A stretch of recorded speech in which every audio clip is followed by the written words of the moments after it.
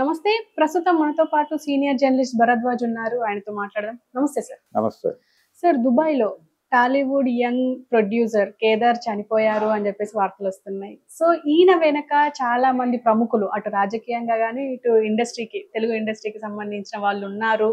వాళ్ళ బినామీగా ఈయన ఉన్నారు అని చెప్పేసి అంటున్నారు. ఎంతవరకు నిజమయ్యే అవకాశం? అంటే బీఆర్ఎస్‌తో ఆయనకు సంబంధాలున్నాయి. సంబంధాలు ఉండటం మాత్రమే కాదు, ఇప్పుడు ఆయన దుబాయ్‌లో రియల్ ఎస్టేట్ బిజినెస్ చేస్తున్నాడు అనే ఒక వార్త కూడా సర్క్యులేషన్‌లో ఉంది. అయితే ఆయన మధ్యకాలంలో సినిమాలు తీశాడు. గమ్ గమ్ గణేష ఇంకొక సినిమా. ఆ సినిమాలో ఆనంద్ దేవరకొండ నటించాడు. అయితే ఈ సందర్భంగానే అతను సుకుమార్కి, విజయ్ దేవరకొండకి అడ్వాన్సులు ఇచ్చాడు. వాళ్ళిద్దరి కాంబోలో ఒక సినిమా చేయాలనే ప్రయత్నంలో ఉన్నాడు. అయితే పుష్పలో ఇరుక్కోవడం వలన ఆయన ఆ ప్రాజెక్టుకి రాలేకపోయాడు సుకుమార్ అనేది చాలామందికి తెలిసిన విషయమే. అయితే అడ్వాన్సులు ఇప్పుడు వెనక్కిస్తారా ఇవ్వరా అనే ఒక చర్చ జరుగుతోంది. అయితే ఇక్కడ ఇతను బస చేసినటువంటి హోటల్లోనే, అంటే వీళ్ళు ఒక పార్టీకి వెళ్ళి వచ్చి అక్కడ పడుకున్నారు. ఒక ఫిలిం ఫైనాన్సర్ కొడుకు పెళ్లికి హాజరయ్యారు. హాజరయ్యి అక్కడి నుంచి ఒక పార్టీకి వెళ్ళి ఆ పార్టీ నుంచి వెనక్కి వచ్చి పడుకుని చనిపోయాడు నిద్రలో చనిపోయాడు అనేది చెప్తున్నారు. అయితే అక్కడ డ్రగ్స్ తీసుకున్నారు వీళ్ళు అనేది ఒక ఎలిగేషన్. అంటే దాన్ని ఎలిగేషన్గా మాట్లాడుతున్నారు. దీని వెనకాల ఏముంది, ఇది వేరే కోణం ఏమైనా ఉందా? ఇతను ఉన్నటువంటి అదే చోట ఒక బీఆర్ఎస్ నాయకుడు కూడా ఉన్నాడు. అతన్ని ఆల్రెడీ హోల్డ్ చేసి అక్కడ దర్యాప్తు జరుపుతున్నారు అనేది వినిపిస్తోంది. అయితే ఆయన కూడా ఒక ఓపెన్ వీడియో రిలీజ్ చేశాడు. అయ్యా నేను మణికొండలో మా ఇంట్లోనే ఉన్నాను అని మాట్లాడాడు ఆ బీఆర్ఎస్ నాయకుడు కూడా. అయితే ముఖ్యమంత్రి గారు రేవంత్ రెడ్డి గారు దీన్ని ప్రస్తావించడంతో ఇది ఒక పొలిటికల్ ఏరియాలో సెన్సేషన్ అయింది. ఆయన ఢిల్లీలో మోడీ గారితో సమావేశమై బయటకు వచ్చిన తర్వాత రకరకాల అంశాలు కన్ఫ్యూజన్గా మాట్లాడాడు. అది కూడా ఓపెన్ మైకుల ముందు మాట్లాడలేదు. తనని కలిసినటువంటి వాళ్ళతో మీడియా పర్సన్స్ ఉన్నారు, వాళ్ళతో కలిపి అందరినీ ఉద్దేశించి కొన్ని స్వీపింగ్ కామెంట్స్ చేశాడు. స్వీపింగ్ కామెంట్ చేయటం ఉద్దేశమే, దాని మీద రకరకాల స్పెక్యులేషన్స్ ఉంటాయి అని. అంటే గతంలో రాడిసన్ పబ్లో దొరికాడు ఒకసారి ఇతను కేదార్. కాబట్టి డ్రగ్ కన్జ్యూమింగ్ అనే కల్చర్ బీఆర్ఎస్కి ఉంది. అక్కడ బీఆర్ఎస్కి చెందినటువంటి ఒక వ్యక్తి ఉన్నాడు, ఇతనికి నేరుగా బీఆర్ఎస్తో సంబంధాలు ఉన్నాయి. కాబట్టి డ్రగ్స్, బీఆర్ఎస్, కేటీఆర్తో స్నేహము, ఈ మూడు అంశాలని కలిపి ఒక కథ అల్లడానికి అవకాశం ఉంది మీడియా.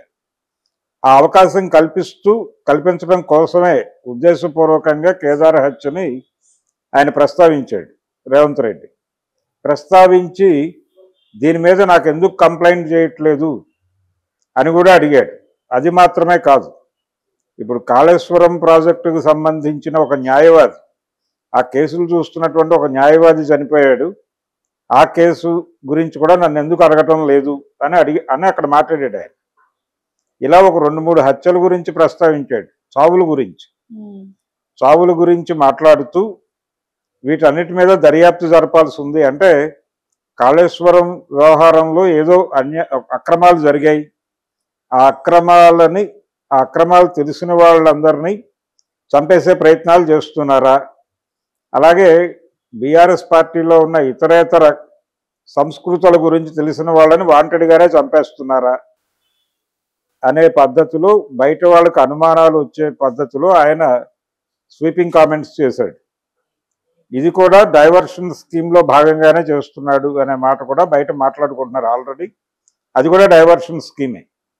ఎలాగైతే చంద్రబాబు గారు అక్కడ పౌసాని గారి అరెస్టు ఒక డైవర్షన్ స్కీమ్గా తీసుకుని చేస్తున్నాడు, ఇక్కడ రేవంత్ రెడ్డి కూడా దాదాపు అలాంటి డైవర్షన్ స్కీమ్లో భాగంగానే ఈ కేదారు, డ్రగ్స్, కాళేశ్వరం, ఆ న్యాయవాది మరణం, వీటన్నిటినీ పట్టుకొచ్చి మాట్లాడుతున్నాడు అనేది వాస్తవం.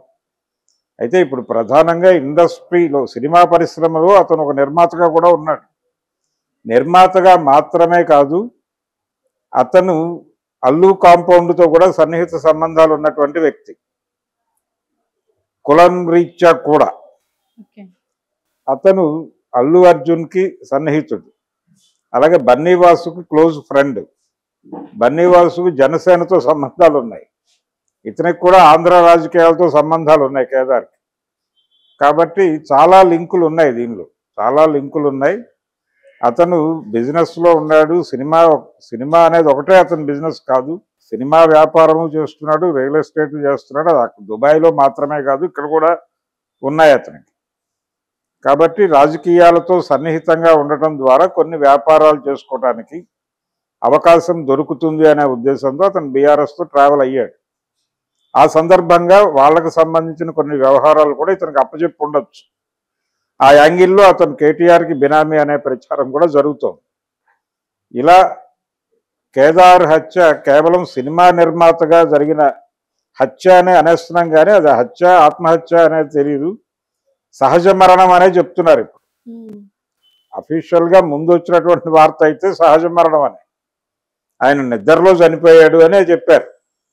అయితే నిద్రలో సంభవించిన మరణం వెనకాల ఎవరైనా ఉన్నారా అనేది ఒక ప్రోబ్. ఆ ప్రోబ్ ఆల్రెడీ జరిగిపోయింది.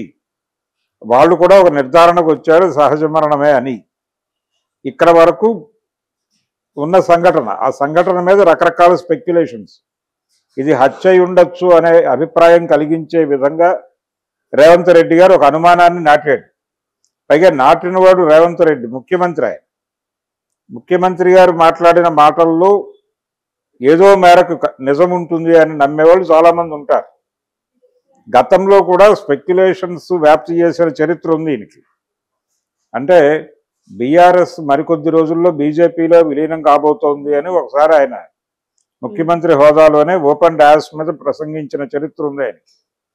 అలాగే జగన్మోహన్ రెడ్డి ఎమ్మెల్యే పదవికి రాజీనామా చేసి ఆయన కడప ఎంపీగా కంటెస్ట్ చేయబోతున్నాడు, అతని కోసం అవినాష్ రిజైన్ చేయబోతున్నాడు అని కూడా ఇదే రేవంత్ రెడ్డి గారు ఓపెన్ డాస్ మీదే మాట్లాడాడు.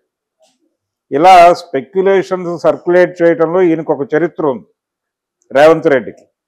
అందుకని ఇతని ఈ కేదార్ మరణాన్ని వ్యూహాత్మకంగానే ఆయన మార్కెట్లో రకరకాల అనుమానాలు వచ్చే పద్ధతిలో వెదజల్లాడు అనేది ఇప్పుడు వినిపిస్తున్న మాట. దానిలో ఖచ్చితంగా వాస్తవం ఉంది. అయితే ఆయన గతంలో లాగా ఓపెన్ డయాస్ మీద మాట్లాడకుండా దీన్ని మీడియాకి అలా లీక్ చేశాడు సరదాగా.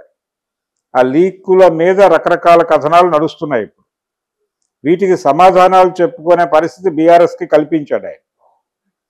ఈ గొడవలోకి వెళ్ళిపోతారు అందరూ. ఈ గొడవలోకి వెళ్ళిపోయిన తర్వాత ఇక్కడ జరుగుతున్నటువంటి రకరకాల పంచాయతీలు ఉన్నాయి. బీసీ పంచాయతీ జరుగుతోంది. అలాగే కాంగ్రెస్ పార్టీలోనే ఒక వ్యతిరేక వర్గం తయారై ఆయన మీద సీరియస్గా దాడి చేస్తోంది. ఈ మొత్తం వ్యవహారాన్ని అలా పక్కకి జరిపి వేరే ట్రాక్లోకి రాజకీయాలను లాక్కెళ్ళిపోతే కొంత ఊపిరి పీల్చుకుని ఆయన వ్యవహారాలు ఆయన చక్కదిద్దుకోవచ్చు. ఆ దిద్దుబాటు కార్యక్రమానికి పొలిటికల్గా వెసులుబాటు కల్పించుకోవడం కోసం సైడ్ ట్రాక్ ప్రోగ్రాంలో భాగంగానే ఈ కేదార్ని తీసుకొచ్చి ఆయన ఈ స్పెక్యులేషన్స్ అన్ని నాటాడు. అది ఏ మేరకు ఎలా నడుస్తుంది అనేది చూడాలి.